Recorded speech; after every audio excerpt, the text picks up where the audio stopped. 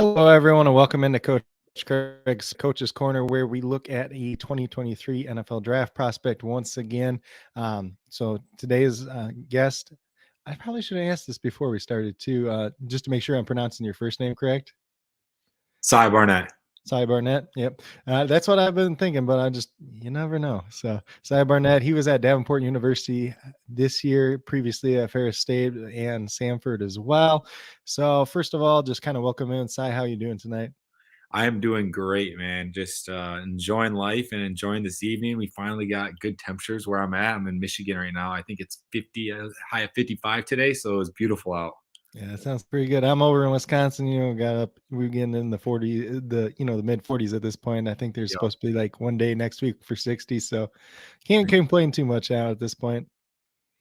Well, exactly. essentially, for anybody that's new, that's watching, what we do in this interview series is kind of go through, learn a little bit more about the prospect, kind of their football journey overall, the training that they've done. Obviously, Sai has already done his pro day, so we can talk a little bit about that, his experience with that, kind of his process for training with that, some of the results that you did put up as well.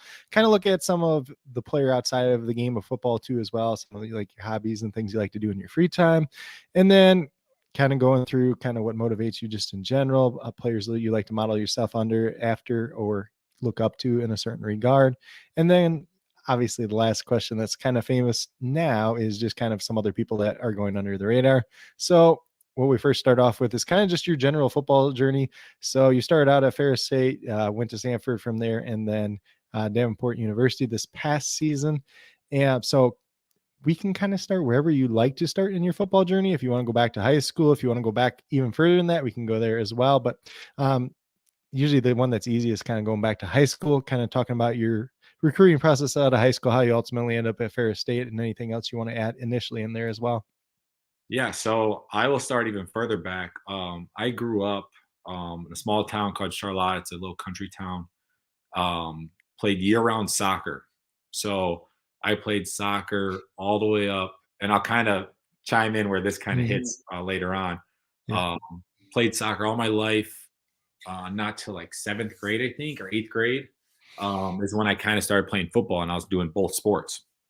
Um, and then got into high school, and it was my freshman year, and I was like, I didn't really play that much when I was in seventh and eighth grade. I did the kicking duties when I was in seventh and eighth grade. And then my freshman year, I was like, I'm just going to kick on varsity because our varsity was decent enough, but they didn't have a good kicker. So I was like, I'll just kick on varsity. So varsity coach sat down with me. He's like, hey, Sai, like, I want you to play on JV first. And then I want you to actually play a position. And then we'll talk about later on your high school career about then what you do next. So started off playing JV as a freshman. I was playing slot receiver as a freshman, played like 3 games, and then our varsity team was like in need of a kicker. So I ended up getting moved up to varsity 3 games in. And I didn't play any receiver, just kicked on varsity. I was doing kickoffs, punting, and then like field goals. So that was kind of how I started out. Then my sophomore year, I played receiver, led the team in receiving yards, touchdowns, like everything as a sophomore. Then did all the kicking duties. Then junior year, I didn't even play football. Just kind of lost interest of it. I was a really good basketball player back in the day, and I was trying to play college basketball. And I had a really good high school basketball coach who I'm still super good in touch with nowadays. And he's like, man, because he ended up coaching college basketball after I was done with high school. So he was trying to get me to come play college basketball for him, even though I was playing college football. But he always like, man, I wish you would have played college basketball. Anyways, it's big into basketball. So I quit football basically my junior year, which is like the big recruiting year. And did basketball, played travel basketball, went all over the country on a travel basketball team. We were sponsored by Nike. Like it was like the real deal. And ended up going into my junior, it was my junior season. So it was like my sophomore summer going into my junior, and then all of my junior, we ended up moving. So it was the middle of my junior year. We moved to an inner city school. My parents wanted to get out of the 50 acres of land that we owned out in the middle of the boonies to more of a townhouse type of neighborhood living. And so I missed the rest of my high school junior season. And then I played AAU, and then it was our neighbor was the football coach at school. And was convincing me, he's like, dude, you got to come out for the football team. I was like, I don't know. Like, I wanted to just focus on basketball. He's like, you got to do it. You got to do it. So I was like, screw it. So I went out for football my senior year, had a killer of a year, but kind of was under the radar the whole time during that process because everyone already had their commits from their junior years or whatever it was at. So the D2 schools loved it because D2 schools usually recruit you just your senior year, where like your big Power 5 schools, your MAC schools in this area, they're all recruiting guys back when they're sophomores, juniors, and then obviously your senior year. So I had a little bit of interest my senior year.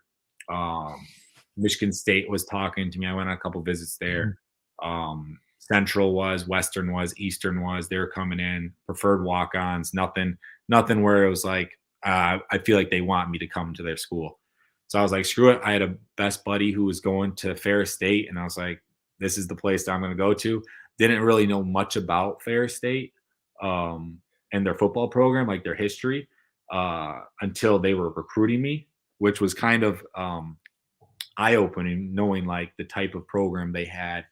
And to kind of tie it in together also is the guy who was recruiting me to go to Ferris is now the head coach at Davenport, who I just played for. And he was a big reason why I went to Ferris also. So yeah, I started out, that was my high school journey. I ran track too. I was very good at track. I was a state champ in track, just going to throw that in there. So you did like everything still? Yeah, I did a little bit of everything. Did you give up like soccer and track when you were focusing primarily on basketball then? So I stopped playing soccer. It was I think 7th or 8th grade. It was like in between that summer.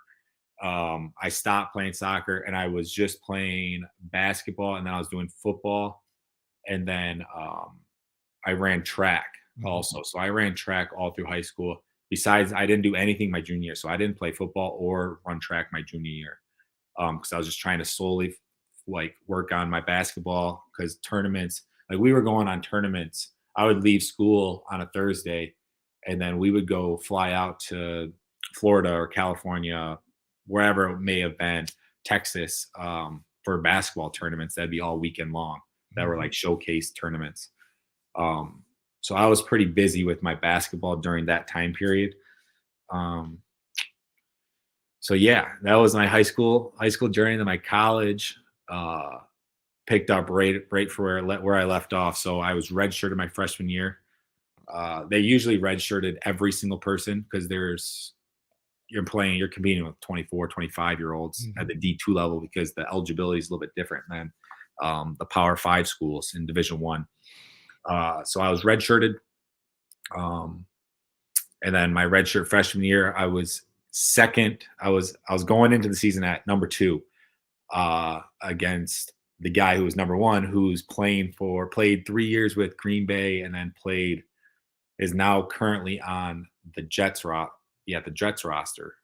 He signed with them this past year, like mid-season. Super good receiver. He has all the tools to be an NFL receiver. So he was like, I was behind him. So I was like, well, I'll probably get on special teams. I'll get a little bit of playing time. And I was at Ferris. I was the punter my whole career there.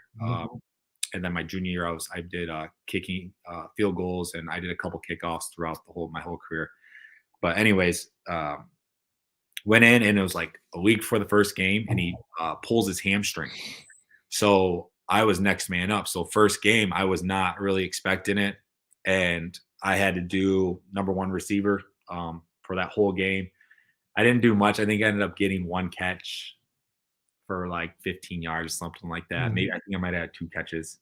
I don't remember what it was. And it wasn't until the next week where I left everything behind me. So I had a really good game. The next week, I think I had like 4 catches. We didn't throw them much at Ferris. It's more of a run dominant offense, but I think I had 3 or 4 catches for like 130 yards and like a touchdown, I think it was. I took like 180 yards to the house on like in like the beginning of the third quarter or something like that. And then I ended up finishing my redshirt freshman year. I think it was like 1,000 yards, 43 catches, 1,000 yards, and like 11 or 12 touchdowns or something like that. And I averaged, off the top of my head, I think I averaged like 43.5 or 42.5 yards per punt. Pretty good. So that all happened. And then next year, right where I left off, we actually, so take it back, we went to the national championship game my redshirt freshman year and lost to Valdosta State. And we had everyone returning to that next year. So our team was just loaded again. And was going on. I had good regular season. Finished that season, regular season, with like 34 catches, a little bit less catches during the regular season. And I had like 800 yards receiving, five or six touchdowns. And it was the first game of our playoffs. And I went up for a ball, came down and shattered my fibula, tore all my ligaments in my ankle, broke my ankle. Ended the season for me. And then I was told by my surgeon, like, hey man, like you might never strap up again. And I basically didn't even know if I was going to be able to run again. And I was trying to rehab as best as I could. I ended up having to get another surgery on it. And this is when COVID happened. So COVID happened during that, right after my surgery, that March or whatever. I had surgery in beginning of December. So had that surgery, then COVID happened, and then I ended up getting another surgery like basically a year later to get like half my hardware out and continue to try to rehab it. And I just was getting good enough right before 2021 season where I was like, okay, I can play, like I can run, I can do everything. And I think I came in that season at like 205. So I was a little bit heavier than what I usually like playing at. And that season took off. We ended up winning the national championship year in 2021 at Ferris. And I got hurt week 3. I think it was week 3 or week 2. And I separated my shoulder. Nothing crazy, but just separated my shoulder, maybe sit out a couple games. And we became this unstoppable run offense. So I didn't have really good stats that year. I think I finished it with like 12 catches, 170, and one touchdown. And that was in 2021. And I was like, screw it. Like, I'm done with football. Like, I'm going to go see if I can go play in the NFL or I'm going to go to a job.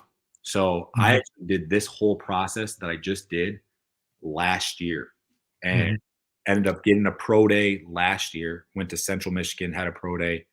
I think I ran a 4.44, had a 39 vert, 10.6 broad, 4.31 shuttle, and then a 7.01, I think Elkhorn, or a 7.02, somewhere around there. So I had a great pro day.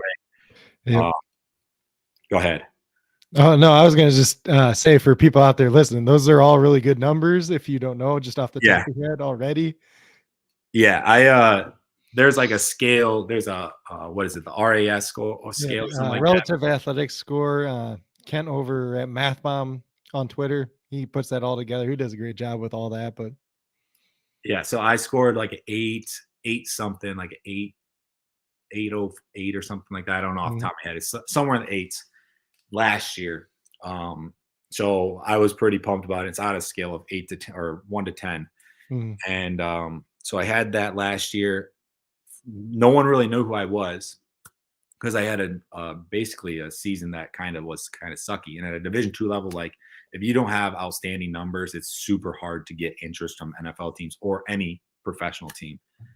And had that, and then I actually had some calls. I didn't have an agent because no one wanted to sign me, and I was just kind of doing it on myself. I was calling scouts to be like, hey man, can I get in a pro day? So I did everything by myself, marketed myself, and then got up to the draft, and I had a couple teams that contacted, nothing crazy prior to the draft. And then I sat there, watched the draft, all 3 days, nothing. I had buddies who were Mhm. getting picked up. I'm like, man, this sucks. Like, dude, so I'm like, man, I wish that should be me. That should be me. But it is what it is. And Mhm. it wasn't till Monday the Commanders called me. And this was the point where I had enough interest and enough peers who kind of told, hey, Cy, just go back, have another year of film, Mhm. play another year of college football, and let's sit down and have this talk a year from now. And so I was already in my mindset. I was like, screw it. I'm just going to go back, get some more film and playing a different offense. That was the one thing that I wanted to do, is playing a Mhm. different offense than what I was playing in. And it was Monday morning at like 6 o'clock in the morning. I'm surprised I was even up. But I was up and I was about to go to the gym and work out for whatever reason. Cause I think I was just so pissed out over the weekend. I was like, I'm just going to go lift a bunch Mhm. of weight. And I get a random phone call and it was from the Commanders, and they called me for a mini camp invite. And it was the hardest thing I had to do in my entire life, was basically tell the Commanders that, hey, I'm going to go back and play another year. I'm not going to accept this Mhm. invite. Like, I really appreciate it, but for my best interest, I need to go back and play. Mhm. And that happened, and um, got right on to, I was in the portal. So I started hitting up all the teams that were kind of in contact with me. And I went to Samford. Mhm. They run an air raid offense, basically a wide receiver quarterback dream. If Mhm. you go and look at Samford's football stats this past year, it's insane. They had Michael Harris, who was he threw, I don't even know his numbers, like 3 or 4,000, 5,000 yards this year, like a Mhm. ton of time. They throw every play, and he's legit. And they had a couple good receivers, and all was going good all summer. Um, it was went all of June there, then I went all of fall camp there, and it came to a point where I wasn't able to financially be down in Birmingham, because it's right off in the suburbs of Birmingham, in like Mhm. a super rich area, and I wasn't able to um, pay my rent there. So I was like, I got to go back home, get a job.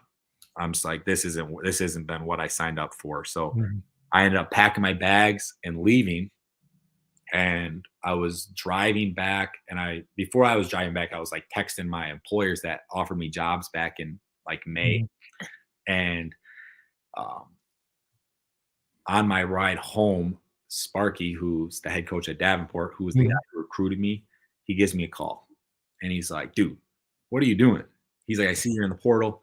He's like, I'll see you on campus. I was like, what are you talking about? He's like, you're coming to play for Davenport this year. I was like, Mhm. all right, let's do it. I was like, I'm already on my way home, so it works out perfect. So Mhm. I stopped at home. I spent the night at my parents' house, and I woke up at like 4 a.m. on a Monday, and um, had like a week. I went and learned the whole playbook in a week. We had a game literally a week later, and played like 96 plays, had 100 yards receiving, 2 touchdowns, um, school record punt. I think I had a Mhm. 79-yard punt that I had. That was the school record. And then I ended up later breaking that in the season. I had an 87-yard punt Mhm. to break my previous record on the first game, but finished the year um, with like 700 yards and like 53 catches. I played slot receiver the whole year. It was Mhm. a blast. Had a super fun time at Davenport in Grand Rapids. We had made the first playoff appearance in school history, which is pretty cool. Kind of flipped the whole program around. So yeah, it was pretty cool. That's my summed up college career right there. Mhm. It's kind of an interesting ride too, especially, like for a while you were focused on basketball, and then obviously you had a lot of success at Ferris State to start, and then everything kind of twisted and turned there. And you don't hear a lot of guys that come out, do the whole process last year, and then turn. Did anybody else contact you besides the Commanders last year? So last year it was I had a couple teams who called me prior. So Dolphins called me this is all prior to, they just Mhm. ask you like, what do you like to do? What are your hobbies? Mhm. What's your family like? Like just Yeah. basic questions to get to know Mhm. you. Dolphins called me. I think the Colts. I talked to the Colts a little bit. The Lions a little bit. Um, the Titans called me a little bit. And that was about it. I didn't really have much compared to like some of my buddies who I Mhm. was hearing all the time. Like I'd go back home because I was still living in Big Rapids, Mhm. finishing up school. So I was hearing from them about what's going on with them. And Mhm. one of my buddies ended up going and getting he was a free agent, priority free agent for the Lions. So he was getting a lot of interest from a lot of teams. Mhm. So I was kind of like, I'm not really getting much attention. And then I ended up getting a mini camp invite. And if I didn't have a year of eligibility left, I would have obviously took that Mhm. opportunity. But since I did have a year of eligibility, it was worth me going back and Mhm. just getting my film. But it was able, what was cool about it, and which I'm super stoked about, was that I basically put myself back on the map at my pro day last year. Mhm. So then everyone was able to see the type of person I am, how I kind of hold myself. Um, and for me, like, I just like talking to people. So I was just going up to scouts and be like, hey man, like, you need a receiver? Like, I'm here. Like, I'm gonna Mhm. perform for you guys. So that's the type of person I am. So I was able to do that last year, and it basically just marketed myself for Yeah. this upcoming season that I just had, and then obviously my pro day I just had 2 weeks ago. Yeah. So obviously that's quite the journey too. And I mean, uh, I know like you mentioned like before you didn't have an agent. Do you at least have like an agent this time around, or are you kind of still Yeah, like solo in the path? yeah, so I talked to a couple agents last year, Mhm. and one of them actually gave me a contract after it was like, uh, I met him after my pro day. He was like, "What the heck?" He's like, "You put up these pro day numbers, you don't have an agent?" I was like, "Well, I Mhm. have a year of eligibility." He's like, "Well, then that's smart because if you don't sign an agent, Yep. you still get to keep your eligibility no matter, Mhm. as long as you don't accept money or do that, you make Yep. sure you stay within the guidelines." So he emailed me a contract. He's like, if you sign with a team, he's like, here's a contract. Well, a year later, we sit down and have this Mhm. conversation after the season, and he's now my agent. Now I'm actually wearing his company. Oh, nice. He gave me some free gear, but Mhm. um, so I have an agent, Todd Williams. He's out of Detroit area, so he's Mhm. home for me. Um, so yeah, I do have an agent though this Yeah. time.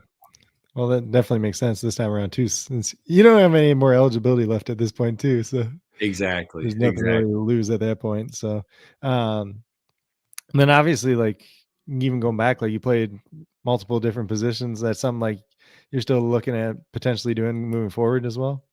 Yeah, so I played at Ferris, I played outside receiver, and then this past year I played inside receiver. Mhm. I played a little bit outside, but it was majority slot receiver that I was playing. Uh, I I was the punter this past year. I know there's a couple teams that are kind of interested in me a little bit Mhm. in punting. I know the CFL is absolutely obsessed with my punting, and the fact that I am also a receiver. There Mhm. was a handful of CFL teams that came in throughout Mhm. the year, and then the CFL scout that was at our pro day clocking us, he was just kind of following me around. He was all excited about my times and stuff. Mhm. Um, and then I don't know. I would say this past year I was a punt returner also. Mhm. So I did punt returns, kick returns, basically anything that I can play. And like, I don't know, I enjoy the game. So if I Mhm. can be on the field and make a difference, like that's all that I really care about. And even like from like a team's perspective, they'd be like, well, this guy can play wide receiver. He could be like a gunner on special teams. He might be able to return. He could be like, if not the punter, like an emergency punter or something like that. Did you do Exactly. any holding on field goals or not really since you were mainly kicking them? Yeah. So I was kicking the field goals. I can hold. It's not that hard to hold. You Mhm. just catch it and put it on the ground, basically spin it, make sure they're not kicking the laces. Cause I know Mhm. exactly how it feels to kick the laces Yep. as a kicker. So we would practice it, but I never did it in a game. Um, Mhm. but it's something I think it's like riding a bike. It's not very hard to do. Mhm.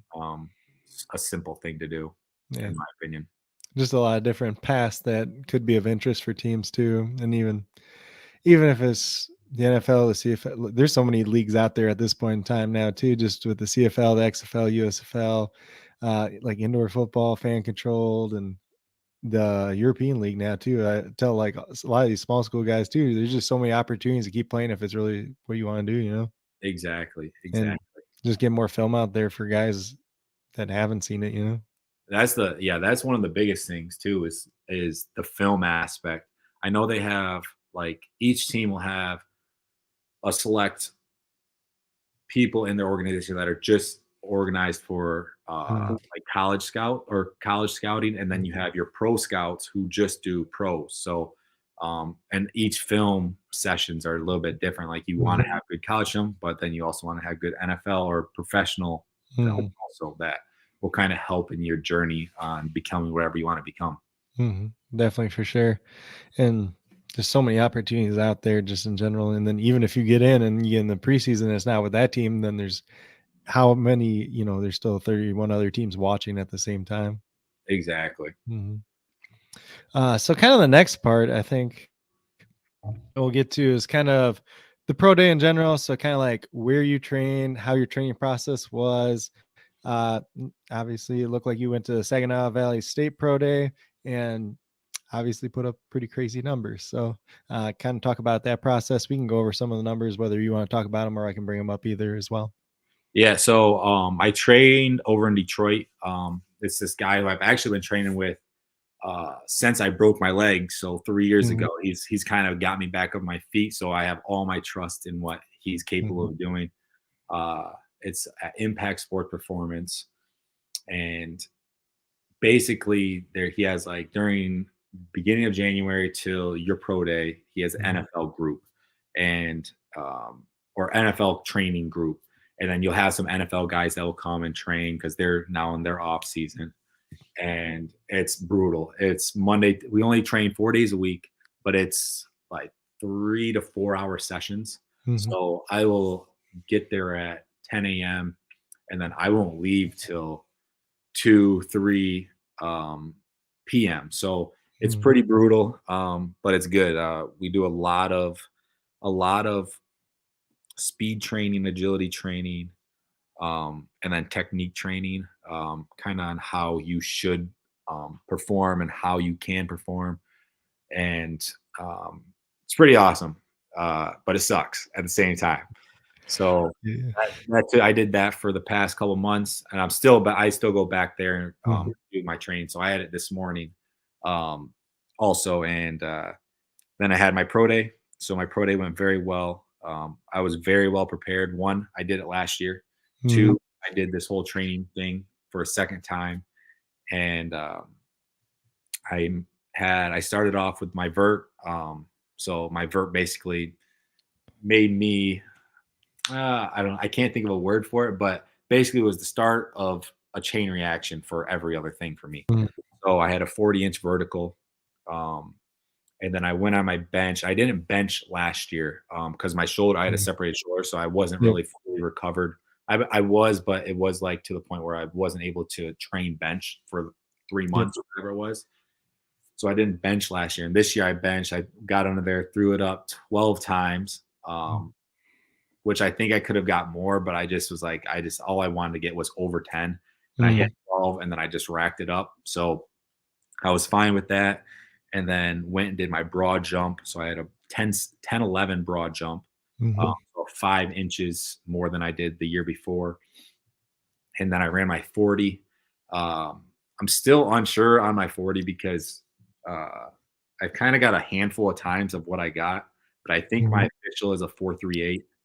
Um, Yeah, I'm but seeing a 439 is what I see from it's called Draft Scout. This is the yeah, site that I use the most, yeah, because they're like the most official that you can find for the most part. So 439 is what I do see. yeah. So it was 4.38, 4.39 is what I got back for my official time.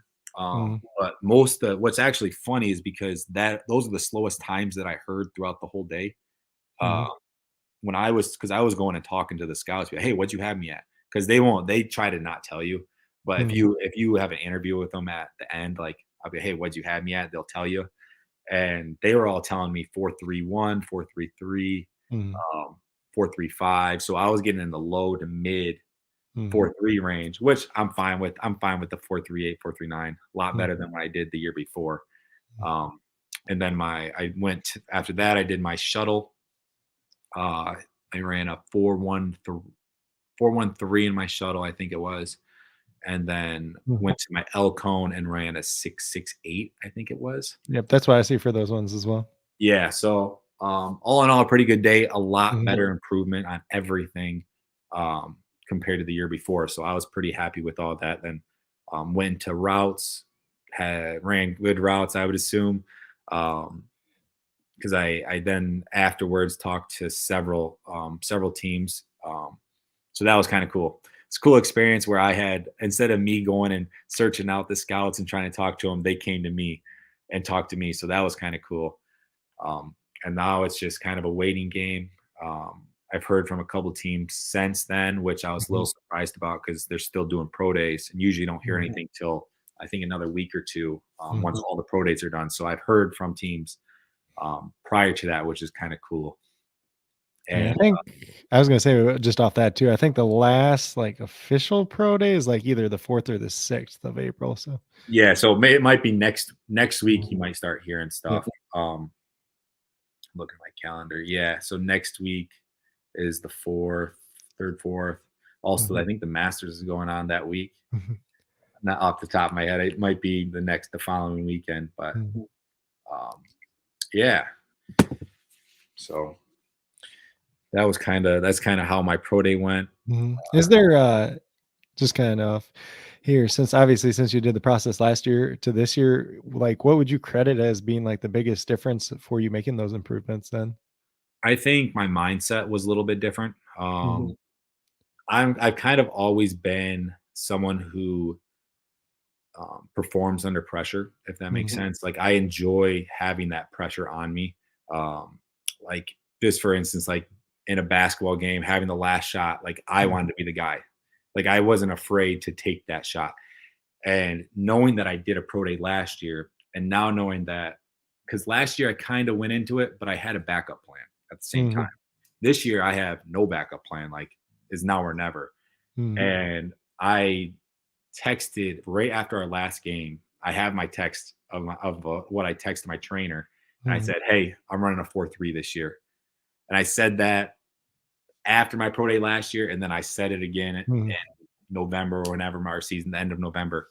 So my mindset was I was going to go do these numbers. Like I already knew I was going to do those numbers prior to me going and doing them. mhm, And when you have that, because what's weird is you only get one shot at some of the stuff. So if mhm, you don't do well, you slip or whatever, like, hey, suck. Like that sucks to suck, but next person's up. So when that kind of pressure's on you, and then you have these scouts who are all standing around watching you, which if you think about it as a little kid, you dream of moments like this. This is like your job mhm, interview for playing in the NFL. Like if you really think about that, that's kind of crazy to think about.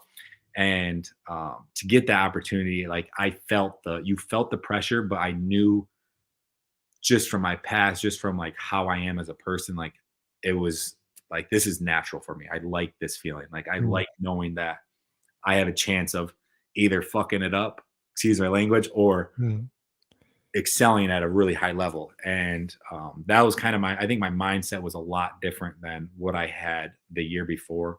mhm, And obviously, I put in a ton of work um, from last year to this year, just with what I needed to improve on as a football player, one, and two, as an athlete in general.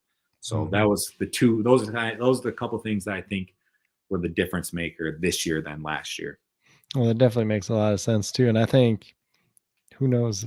I don't know if other teams already know this, that you respond well under pressure, but, you never know. Somebody might find this interview from one of the teams, and they hear that and see that and just launches a chain reaction too.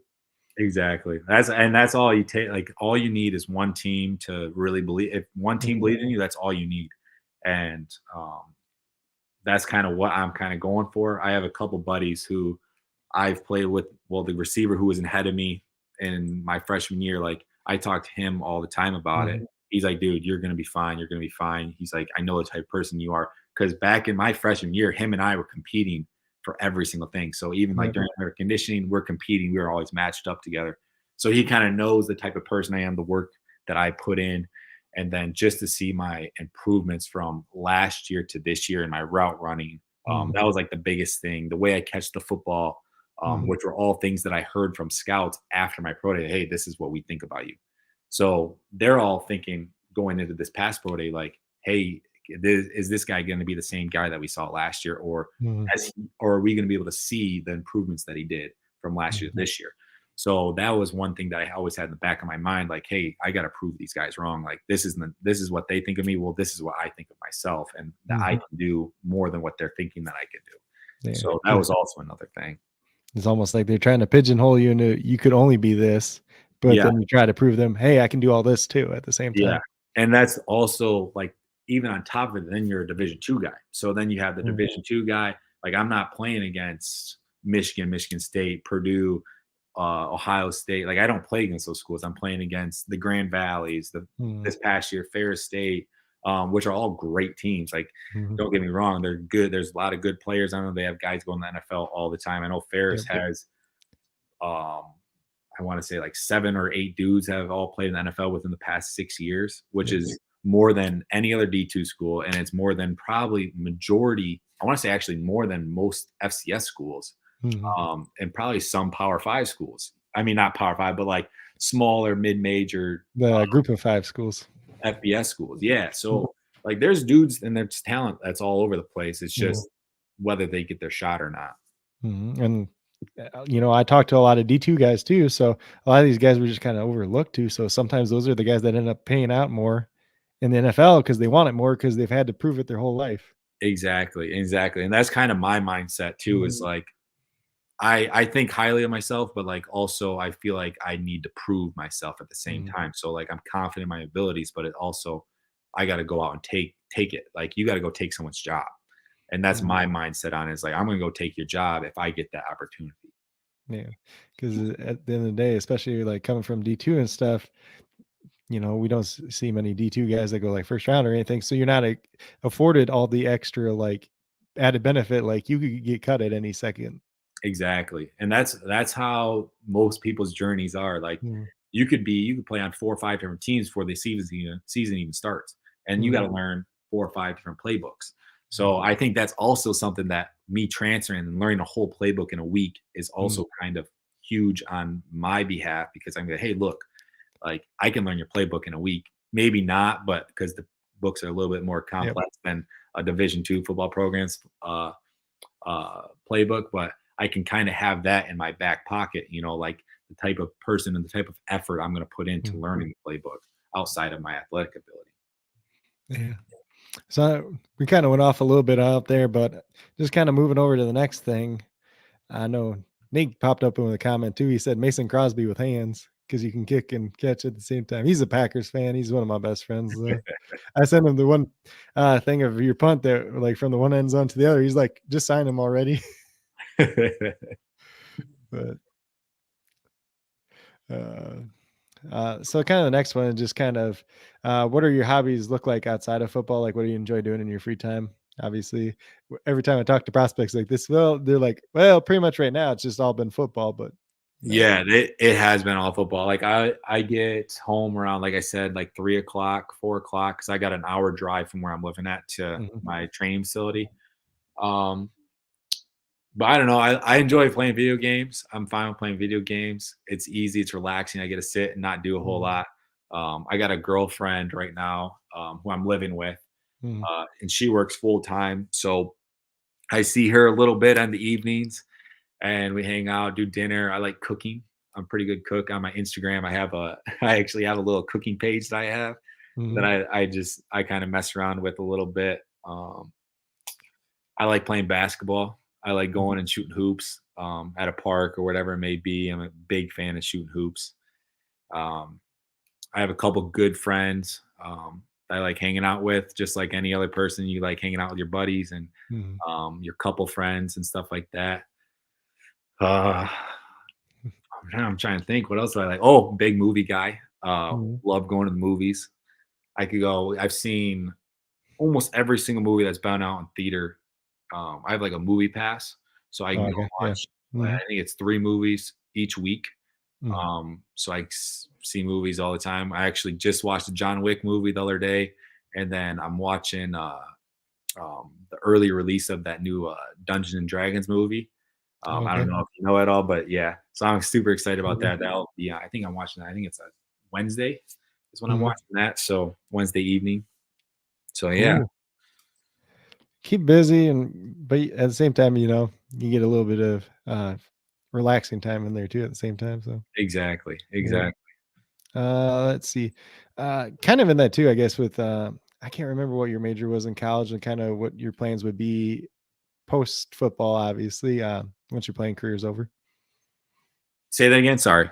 Just kind of what you majored in college once again, and then what your future looks like post playing career, obviously for football. Yeah, so I'm a digital marketing major. Mhm, So I have my degree in digital marketing. It's a marketing degree with a mhm, concentration in digital marketing. And then I started my master's in urban education leadership. okay. Do I know what I want to do in the future? Not really. Yeah, With that, I had a couple job offers. I kind of want to start out in sales. mhm, I think I'd be kind of good at sales. I had a job offer for a pharmaceutical sales company um, recently. Actually, this past fall is when I got that one, and then mhm, I had a real estate job offer way back when. So I think I want to go in that path as where I go mhm, into a little bit of real estate or maybe go into sales. mhm, Will I like it? I don't know. I'll find out when that time comes. mhm. But that's definitely something that I'm interested in. So we'll kind of see what the future has for me within that. Yeah, I always kind of tie that into like the outside of football too, because at the end of the day, nobody plays forever. So it's just kind of interesting to hear what all different types of plans everybody has too. I know Yeah. one of the guys I talked to, he's we're building up a sunglass business. One guy was going to be a doctor probably after he's done playing. So it's just interesting to hear everybody. Yeah, I have a buddy, he's a financial advisor right now for Key Bank, and him and I talk probably every single day, if not every other day or whatever it may be.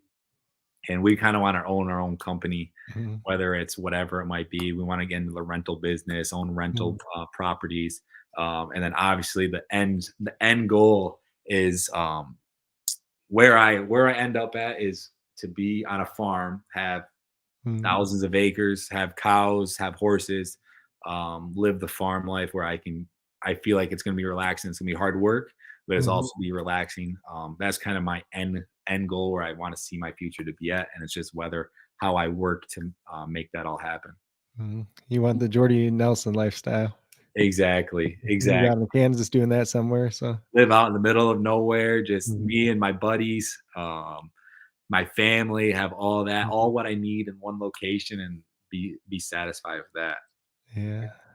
So I'm gonna keep moving towards the next one. So kind of just who or what motivates you in general, like people that have kind of had like that big influence on your life. And you know, I know it seems like you motivate yourself quite a bit too as well. So Yeah, so obviously a lot of my coaches that I've had, mhm, they've been great influences. Then I have an older brother who's about 6 years older than me. mhm, He's been a great influence on me, beat me up when I was a child, kind of gives me a little bit of character, mhm, makes me a little stronger now. My dad and my parents are awesome. Um, those are kind of been my people to lean back, fall back on. mhm, And then I have a couple really good buddies that will be lifetime friends. So that also helps that I have a good core group of friends. I have a great family. I got an older brother who used to beat up on me.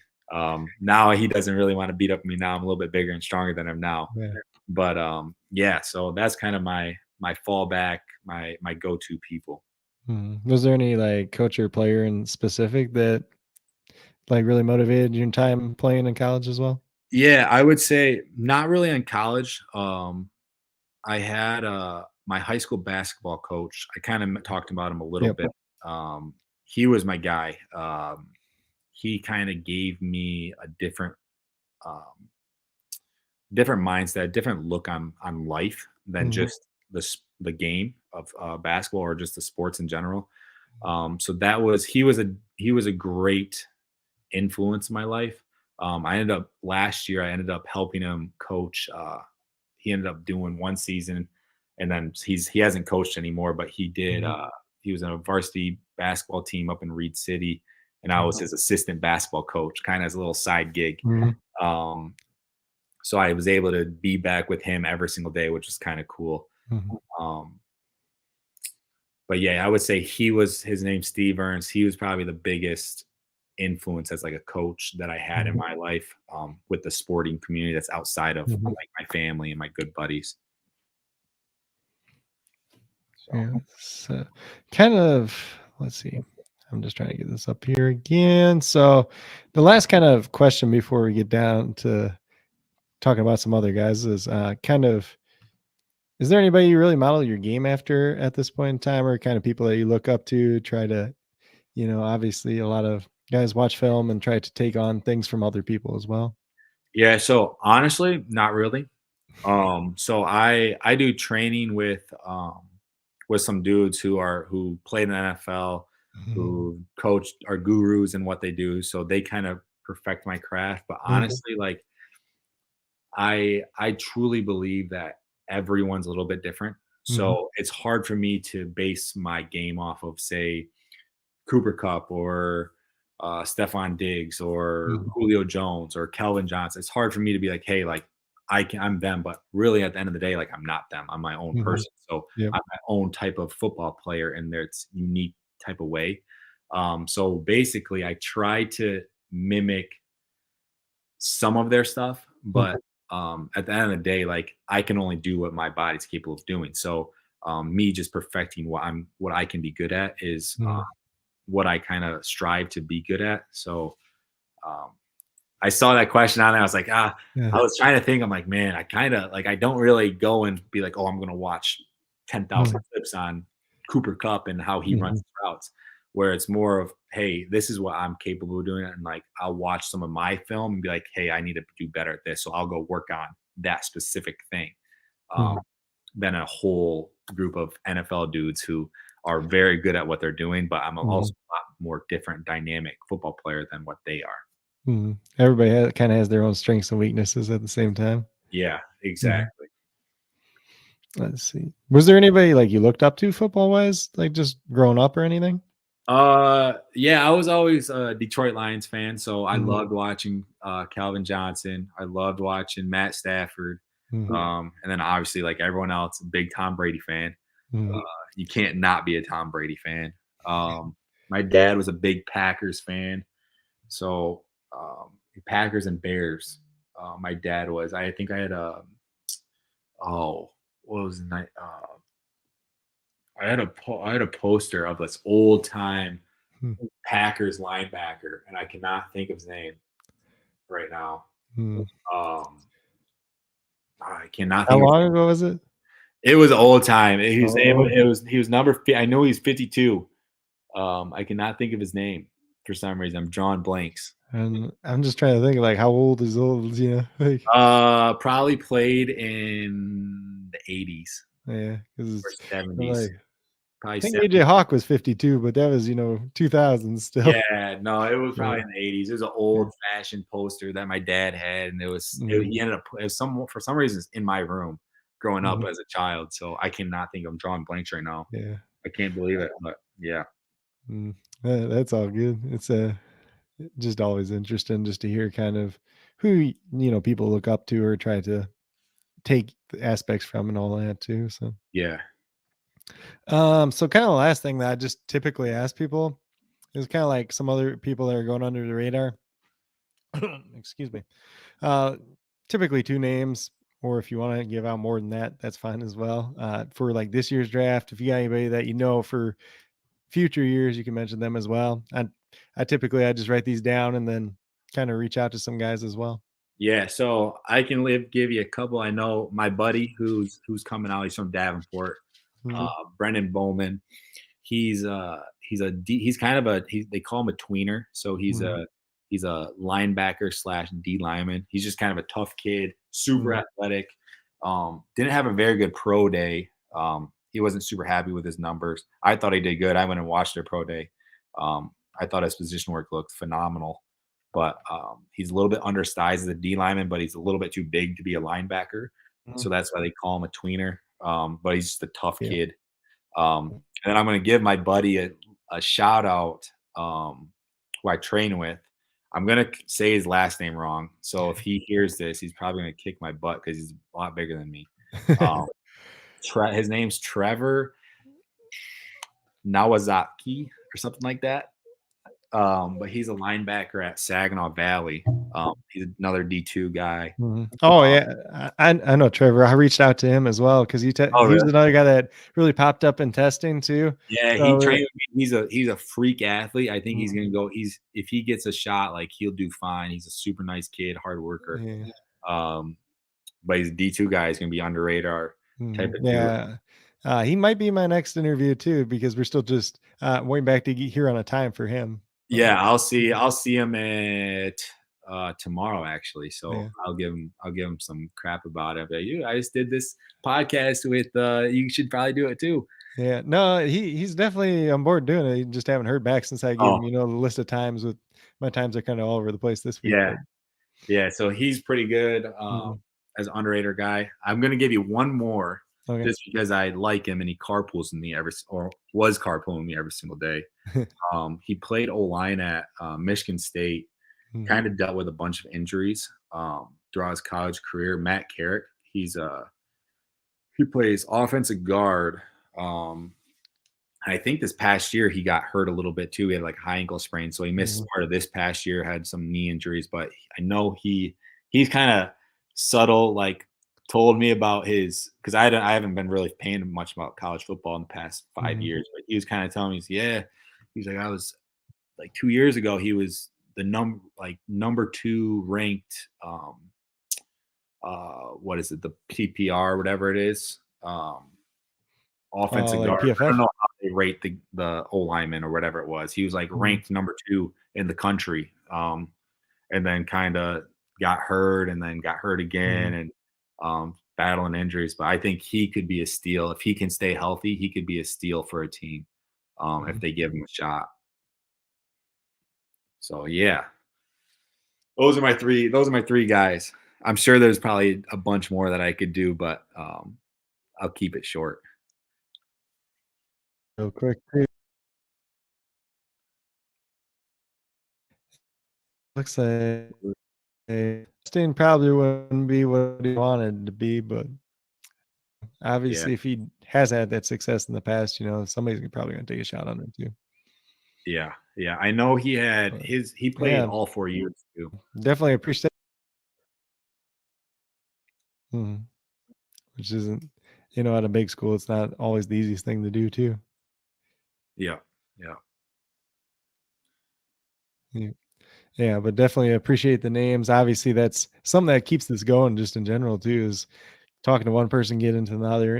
I'm somebody that tracks all these pro day things too. So when I see like some of these numbers that pop up and I haven't really heard of somebody, I try to go in and look at it, see if we can get talking to them. That's kind of how I found you too as well. And God, who's I'm blanking on the name now. Oh, Jake Witt, who I just had on Saturday. He's from Northern yeah. Michigan. He tested like off the I charts saw that. too. Yeah, So he tested very, very well. mhm, and he was a guy, like, when I was looking, he hadn't done, like, a lot of interviews either too, so I'm like, "Let's see if we can get him on." And he was really Yeah, super nice, super smart guy too, and yeah, definitely, and and he kind of has especially a cool story. He was a little basketball hooper yeah, back he in the was day. for a year at Michigan Tech, Yeah, and yeah, so you guys gotta have a little bit in common there too. exactly. Mhm. He's probably a But little bit better than me though. He played a little yeah, bit of college basketball. I yeah. didn't.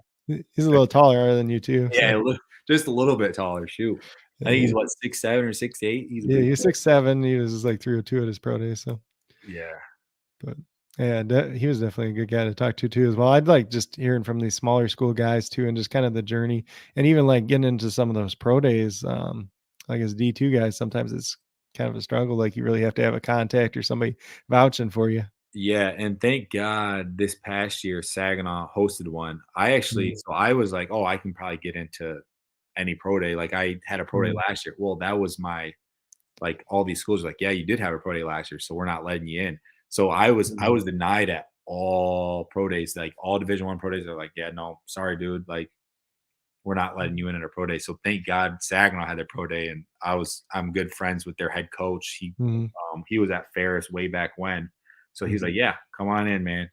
Yeah, So they didn't even care. They didn't even care that I had recommendations either, which was kind of kind of stunk on my behalf, but Yeah. it is what it is. All worked out. Mhm. I'm glad it worked out for you, and obviously the numbers that you put up were pretty incredible at the same time. Appreciate it. Thank you. Mhm. Yeah, so that's pretty much what we have in terms of questions, kind of going through the journey and everything else like that. If there's anything else you'd like to say before we get out of here, it's kind of your time to do so. Yeah, I don't got much. I feel like I laid it all on the line today, but I Mhm. appreciate you getting me on here and Mhm. let me talk a little bit. I might have talked a little bit too much, but Oh, you're good. I appreciate it. Thank you. Yeah, usually when I get going, I'll start talking a lot too. But especially just talking to different people, learning their story, and just kind of going forward too. It's always interesting to hear. And like I said, there's just so many opportunities for guys, even if you're a smaller school guy, to make a mark and get more film out there and really get a chance too. Yeah, thank you. Thank you. Mhm. Yeah. But that's pretty much what we have for today's interview. Obviously, do appreciate Sai coming on once again. Before we get out of here, got to do the little pandering. If you're brand new to the channel, haven't already checked it out before, please consider subscribing. You know, Definitely helps us do more of these interviews in the future. If you enjoy this interview, leave a like down below as well. If you have any other additional questions, you're watching on replay that you might have for Sai, feel free to leave them in the comments. I can message him, see if we can get some answers that way as well. Probably, I'll be checking up with you as your football journey goes along too as well. Maybe if we find out like you get drafted, you sign with a team or something like that, maybe we can bring you on, real short for another time, just kind of talk about that process, how that all went down for you as well. For sure. For sure. Mhm. Hopefully that's pretty soon. Yeah, hopefully your phone starts ringing pretty good. So That's the we're plan. yeah, even if you get some of these 30 visits and stuff like that, it's like some guys are doing. Yep, I Or know that's that's gonna kind of start happening here pretty soon.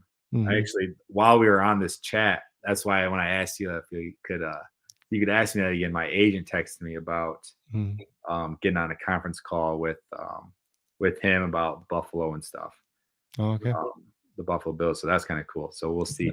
I'll answer that once we get done, see That's what's some pretty exciting news. So, do wish you the best of luck once again. But with that being said, that's pretty much what we do have for the interview with Cy Barnett, wide receiver from Davenport University, formerly of Ferris State, short time at Samford as well. Do appreciate everybody that did take the time out of their evening to check this out. If you're watching live, or if you're taking the time out of your day, some other day, watching on replay, definitely appreciate it as well.